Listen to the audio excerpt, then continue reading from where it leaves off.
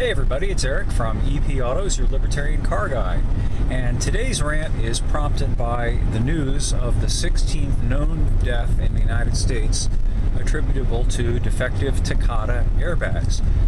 Somebody in Arizona was just killed in their Honda by a shrapnel-spewing Takata airbag. Now, among the many things that I find fascinating about this business is that the government, which claims it's looking out for our safety,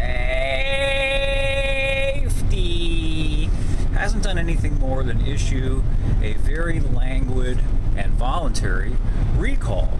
The manufacturers sent out letters to people who are the registered owners of the affected vehicles, telling them that, hey, when you get a chance, call the dealer, set up an appointment, and we'll get your defective Takata airbag replaced. Meanwhile, people are forced to drive around with these cars with the defective Takata airbag. Think about that. A known lethal defect, and the government is allowing people to drive around like that, not even permitting them to have a temporary turn-off switch installed so that they're not put at risk by these defective airbags. I find that fascinating.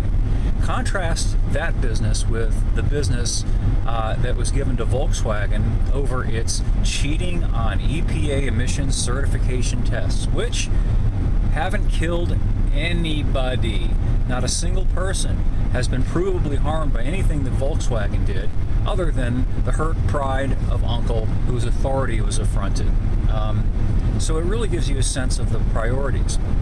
And second thought on this, it's very interesting to me that the government will not allow people to disable or even temporarily these defective airbags, because I think that if they were to do that, people might start to get the wrong idea, at least from Uncle's point of view.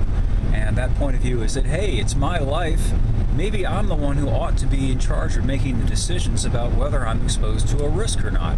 But Uncle has taken over that prerogative for himself, and isn't going to give it up without a fight. I think it's time for us to make it into a fight. It is striking to me that somehow the government, there's nothing in the Constitution that I've ever seen, has become our parent. And unlike an actual parent that is trying to prepare its child for independence and adulthood, the object of government parenting is to keep everybody in a state of perpetual childhood. That's the whole object of this exercise, to infantilize us, to render us into a bunch of pathetic, helpless little Elioi from H.G. Wells, if some of you don't know that reference, and the Time Machine, that are incapable of making decisions for ourselves, and have to look to this authority, this great Oz behind the curtain, the government, which is never wrong. That's why the government never admits that it made a mistake. And that's really the nut of all of this Takata airbag business and all this other garbage that you hear about. And garbage is just the right word. Whenever you hear the government talking about safety, substitute control, because that's really what they're talking about. It's got nothing to do with safety.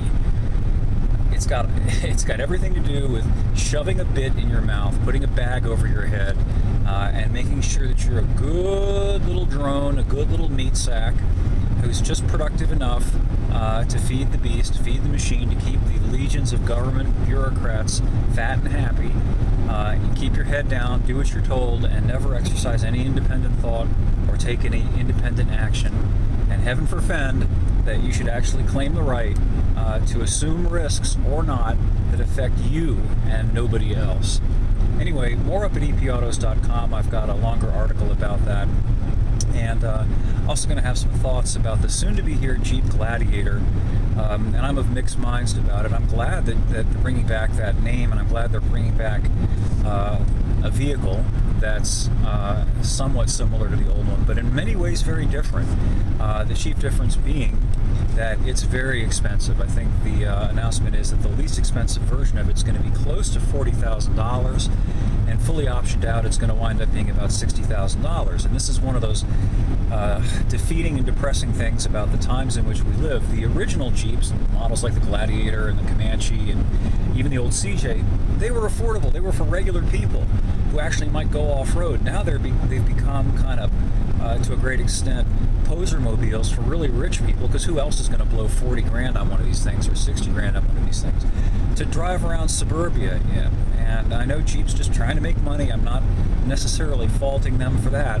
However, I do wish that they would produce a really basic version of that thing with all the hardcore off-road four-wheel drive stuff and none of the other stuff, at least not the stuff that they're not forced to put in the vehicles.